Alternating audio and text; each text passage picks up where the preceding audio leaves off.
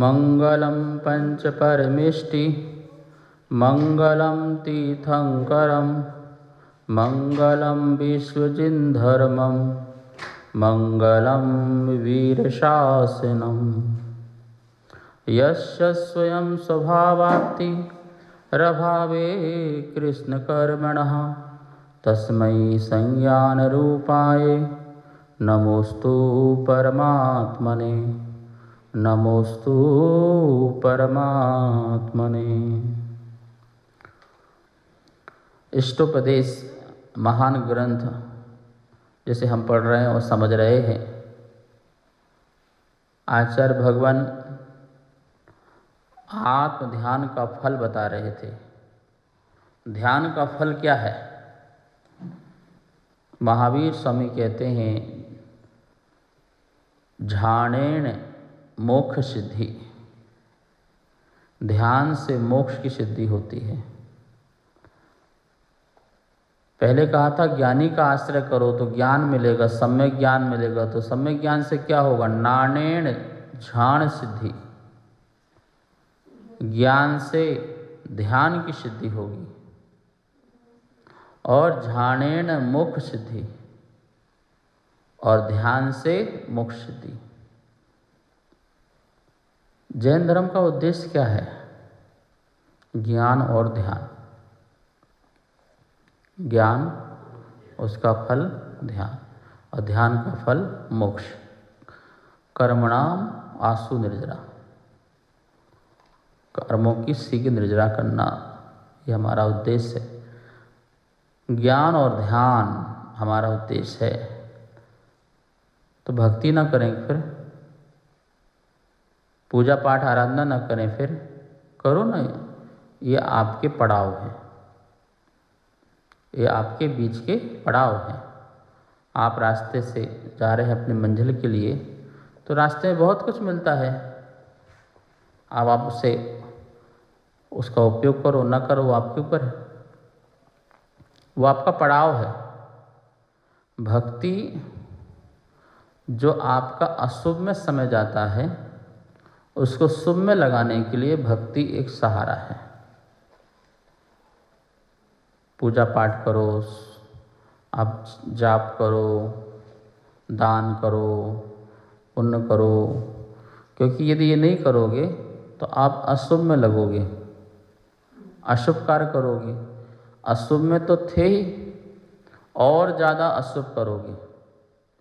तो और ज़्यादा अशुभ से मिटने के लिए आपको शुभ में लगना है। लेकिन फिर भी इसका उद्देश्य ये ज्ञान और ध्यान। समोसरण में भगवान से क्या मिलता है तुम्हें? क्या मिलता है तुम्हें? ज्ञान। ज्ञान मिला, फिर उससे आपने भेद ज्ञान किया, भेद विज्ञान किया और ध्यान किया। ध्यान से कर्मों की निजरा की और मोक्ष चले गए। लेकिन जब तक मोक्ष नहीं गए, जिस समय तुम ध्यान में नहीं हो, तो ज्ञान में समय नहीं बीत सकता। तो ज्ञान के साथ साथ फिर जिसने ज्ञान दिया है उसके प्रति भक्ति प्रकट होती है। अहो भाग्य, आपने हम पर परोपकार किया। हे प्रभु, हे गुरु, आपने हमें ज्ञान दिया, ये बड़ा परोपकार किया। तो उसके प्रति विनय भाव प्रकट होता है, उसके प्रति आदर भाव प्रकट होता है। अब वो आदर ही तो भक्ति है। वो उनके प्रति आदर जो भाव हुआ तो सम्मान प्रकट होगा। सम्मान बहुमान के प्रति होगा, जो बहुमान प्रकट होगा। आप फिर उनके लिए नमस्कार करोगे, प्रणाम करोगे। फिर खाली हाथ प्रणाम नहीं करोगे तो कुछ लेके प्रणाम करोगे, कुछ छोड़ने के भाव से प्रणाम करोगे। फिर आप भगवान का अभिषेक करो, उनका स्नान करो, ठीक है ना, अर्घ समर्पित करो। ये सब आपके ज्ञानी के ज्ञान का सम्मान करने का एक भाव है कि आप परम उपकारू हैं, आप दयालु हैं, आप कृपालु हैं। आप चाहते तो आप अपना कल्याण करके संसार सागर से निकल सकते थे। आप मुनि बने थे, साधु बने थे, आचार्य बने थे और आप अपना कल्याण करके निकल जाते, पर आपने हम लोगों को दीक्षा दी, आपने हम लोगों को शिक्षा दी, मोक्ष मार्ग में बढ़ाया, इसलिए आपके प्रति अनंत उपकार के कारण हमें आपके प्रति आदर भाव, सम्मान भाव, बहुमान भाव प्रकट होता है, तो उसमें हम आपके लिए स्तुति करते हैं। तो इतनी स्तुति बन गई, इतने स्रोत बन गए, इतनी भक्ति बन गई, इतनी पूजाएं बन गई, इतने चालीसा बन गए। ये सब कैसे बन गए? जब उनके मन में उनके प्रति विशेष आदर भाव प्रकट हुआ, विशेष परिणाम प्रकट होता है, तब उत्पन्न होता है। आप फिल्मी गाने सुनते हैं तो ऐसे थोड़ी पैदा हो जाते हैं। किसी कवि ने गज़ल बनाई, किसी कवि ने भजन बनाया, तो कहीं ना कहीं उसके अंदर कोई चीज़ आई है, तभी तो बनी है। किसी से प्रेम उत्पन्न हुआ तो प्रेम वाला भजन उत्पन्न हुआ,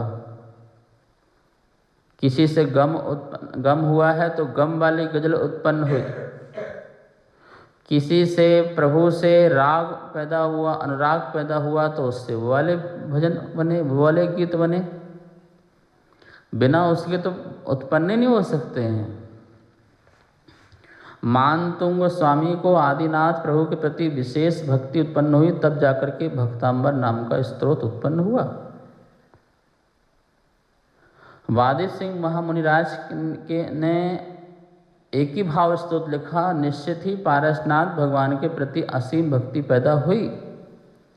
हो सकता है उनके गांव में वो प्रतिमा हो सकता है जहाँ रहे हो वहाँ उस प्रतिमा रही हो, उसका ध्यान किया हो, और उसी समय उनके प्रति आया हुआ जो संकट है वो दूर हुआ हो, उन्होंने की भक्ति में वो चीज़ निकल के आई। विशापहार स्त्रोत, सारे स्त्रोत चमत्कार से तो पैदा हुए। शंभु स्त्रोत समंत्रवत स्वामी द्वारा 24 तीर्थंकर का स्त्रोत जो है वो भी कैसे कि मेरा नमस्कार ये सहन नहीं कर पाएगी राजन, और उन्होंने बोलना प्रारंभ किया, 24 तीर्थंकर का स्त्रोत पढ़ना प्रारंभ किया और वो चमत्कार हुआ। सारे स्त्रोत चमत्कृत हैं भक्ति के। नमस्कार में चमत्कार है, चमत्कार में नमस्कार नहीं, चमत्कार को नमस्कार नहीं, नमस्कार में चमत्कार। तो ये विशेष भक्ति, तो ये कह रहे हैं कि जिन्होंने ऐसा ज्ञान हमें दिया उनके प्रति भक्ति उत्पन्न होती, ये भी ठीक है, लेकिन मुख्यतः जैन धर्म का उद्देश्य ज्ञान और ध्यान है। सच्चा ज्ञान प्राप्त करो और उस ज्ञान से ध्यान करो और ध्यान से मोक्ष जाओ। लेकिन भैया ध्यान भी कपड़े पहने पहने नहीं हो सकता। सुन लो भैया, एयर कंडीशन में रहने वालों, आत्मा का ध्यान करने वालों, ये ध्यान रखो, मुझे शुद्ध उपयोग हो गया, आहा आत्मा में घलो आनंद आउच है, हूँ परमात्मा बोल, हूँ परमात्मा बोल, हूँ परमात्मा बोलते रहो ना, हूँ परमात्मा, मैं परमात्मा हूँ, मैं परमात्मा हूँ। परमात्मा थोड़ी बन जाएगा। हूँ परमात्मा के लिए पहले पंच परमेष्टि में शामिल हो, नमोकार मंत्र में शामिल होइए। अभी नमोकार मंत्र में शामिल नहीं हुए, साधु बनकर के नमोकार मंत्र में शामिल हो गए। साधु बने तो नमोकार मंत्र में चले गए, और नमोकार मंत्र में जाने के बाद ही वो परमात्मा, अरहंत परमात्मा, सिद्ध परमात्मा बनेगा। हूँ परमात्मा मुंडी मटकाते रहो तो मटकाते रहो। हाथी भी ऐसा मुंडी मटकाता रहेगा तो हाथी कोई भगवान थोड़ी बन जाएगा।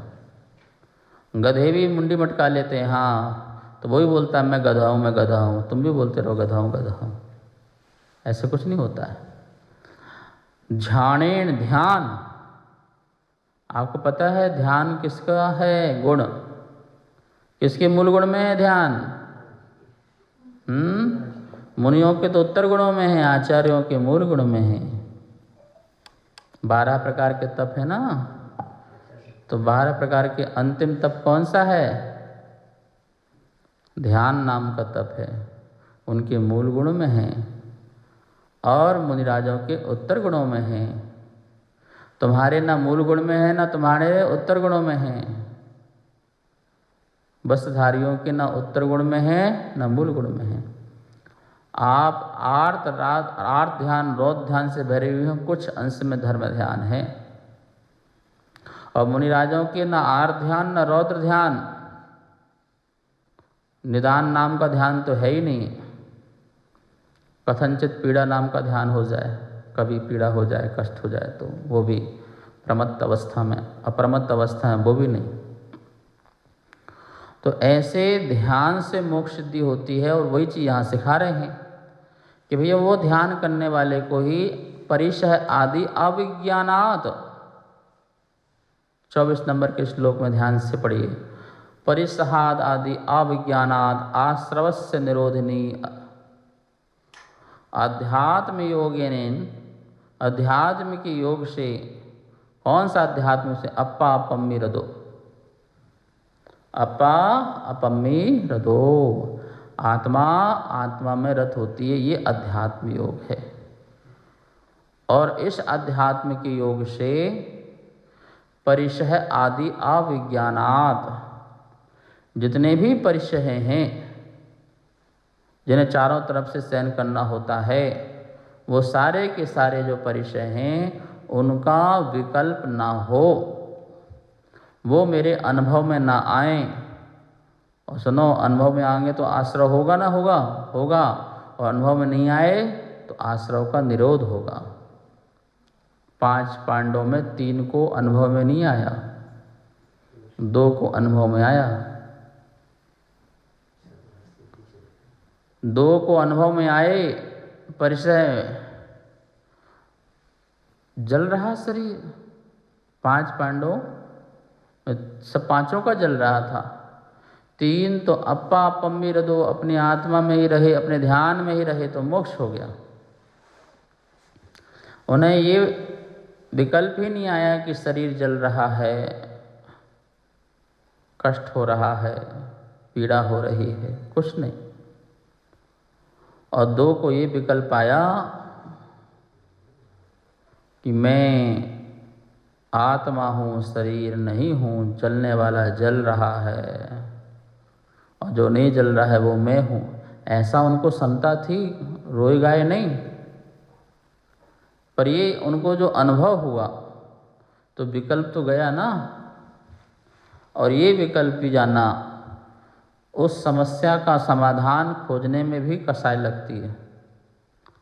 तो उससे क्या हुआ, शुभ आश्रय हुआ, अशुभ नहीं हुआ। बहुत ही बड़ा शुभ आश्रय हुआ।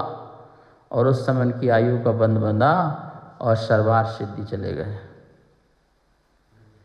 कहाँ चले गए, सर्वार्थ सिद्धि। 33 सागर की जेल मिल गई। कितने सागर की, 33 सागर संसार में अब फिर रहोगे।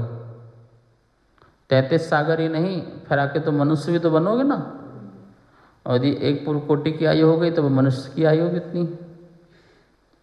तो उतने समय तक संसार में फिर रहो और फिर मुनि बनो, फिर साधना करो, फिर कर्म निर्जरा करो, फिर मोक्ष जाओ।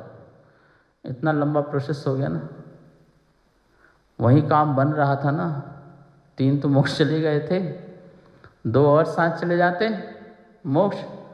लेकिन जो 3 थे वो तो अपने आत्मा में रहे, उन्हें विकल्प ही नहीं, उन्हें तो पर का अनुभव ही नहीं हुआ, पर का अनुभव लिया ही नहीं, स्व में रहे। वो सूखे नारियल हो गए थे। सूखे नारियल को ऊपर से चोट मारो तो अंदर के नारियल को नहीं लगता, लेकिन गीले नारियल को ऊपर से चोट मारो तो अंदर के नारियल को भी क्या लगता है, चोट लगती है। ऊपर का नारियल ही दरार वाला नहीं, अंदर का नारियल में भी दरार आ जाती है यदि गीले नारियल को चोट मारो। समझ में आया ना।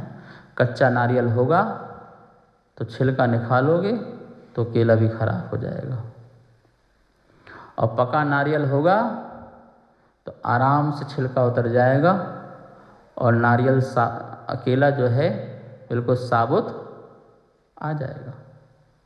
पका केला बनो। 3 भाई तो पके केले थे, पर वो 2 भाई जो थे वो समाधान ढूंढ रहे थे इसका कि मैं आत्मा हूँ, शरीर नहीं हूँ। तो इस प्रकार से शुभ आश्रय हो रहा था। परिचय का अनुभव होगा तो आपको शुभ अशुभ आश्रय हो सकता है। यदि राग द्वेष हो रहा होगा तो शुभ आश्रय होगा, और समता भाव आएगा।